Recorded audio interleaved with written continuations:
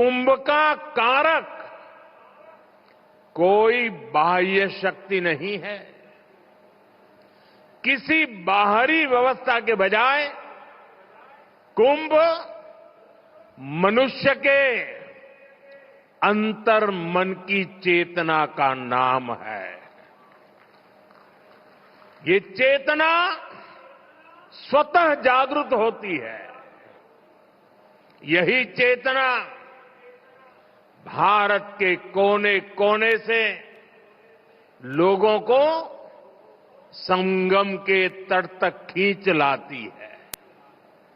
गांव, कस्बों, शहरों से लोग प्रयागराज की ओर निकल पड़ते हैं।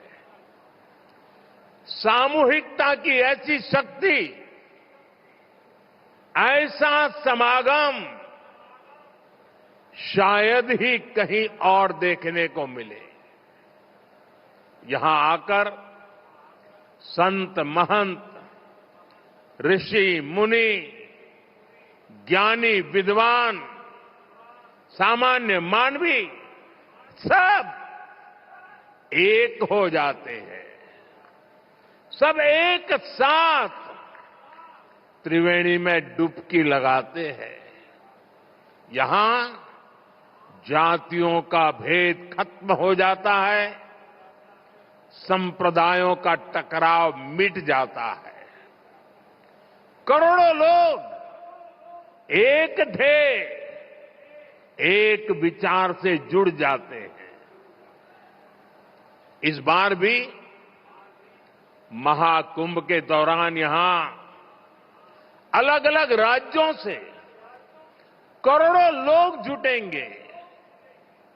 उनकी भाषा अलग होगी, जातियां अलग होगी, मान्यताएं अलग होगी, लेकिन संगम नगरी में आकर वो सब एक हो जाएंगे।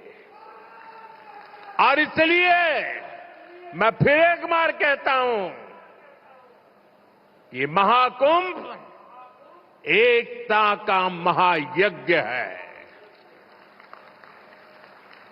जिसमें हर तरह के भेदभाव की आहुति दी जाती है। यहां संगम में डुबकी लगाने वाला हर भारतीय एक भारत श्रेष्ठ भारत की अद्भुत तस्वीर प्रस्तुत करता है।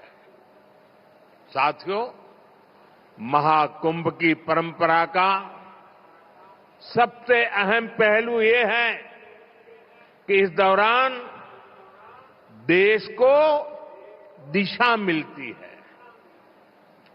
कुंभ के दौरान संतों के वाद में, संवाद में, शास्त्रार्थ में,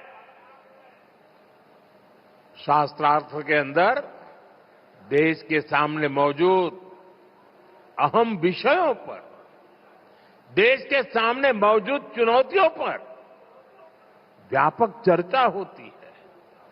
और फिर संत जन मिलकर राष्ट्र के विचारों को एक नई ऊर्जा देते थे, नई राह भी दिखाते थे।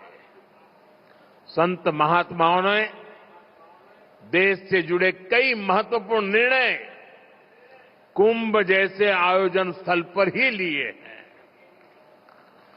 जब संचार के आधुनिक माध्यम नहीं थे, तब कुंभ जैसे आयोजनों ने बड़े सामाजिक परिवर्तनों का आधार तैयार किया था। कुंभ में संत और ज्ञानी लोग मिलकर समाज के सुख दुख की चर्चा करते थे, वर्तमान और भविष्य को लेकर चिंतन करते थे। आज भी कुंभ जैसे बड़े आयोजनों का महात्म्य वैसा ही है। समाज में सकारात्मक संदेश जाता है, राष्ट्र चिंतन की ये धारा निरंतर प्रवाहित होती है। इस आयोजन के नाम अलग अलग होते हैं, पड़ाव अलग अलग होते हैं, मार्ग अलग अलग होते हैं, लेकिन यात्री एक होते हैं, मकसद एक होता है। साथियों, कुंभ और धार्मिक यात्राओं का इतना महत्व होने के बावजूद पहले की सरकारों के समय इनके महात्म्य पर ध्यान नहीं दिया गया। श्रद्धालु ऐसे आयोजनों में कष्ट उठाते रहे, लेकिन तब की सरकारों को इससे कोई फर्क नहीं पड़ता था।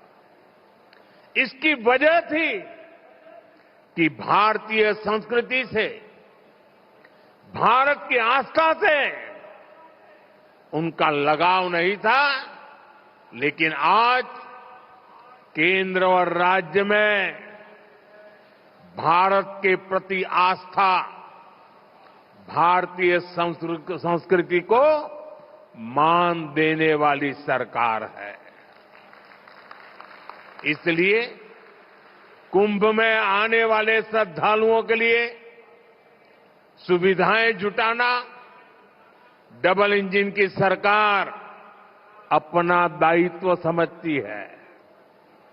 इसलिए यहां केंद्र और राज्य सरकार ने मिलकर हजारों करोड़ रुपए की योजनाएं शुरू की है। सरकार के अलग अलग विभाग जिस तरह महाकुंभ की तैयारियों को पूरा करने में जुटे हैं, वह बहुत ही सराहनीय है। देश दुनिया के किसी कोने से कुंभ तक पहुंचने में कोई दिक्कत न हो, इसके लिए यहां की कनेक्टिविटी पर विशेष फोकस किया गया है। अयोध्या, वाराणसी, रायबरेली, लखनऊ से प्रयागराज शहर की कनेक्टिविटी को बेहतर किया गया है।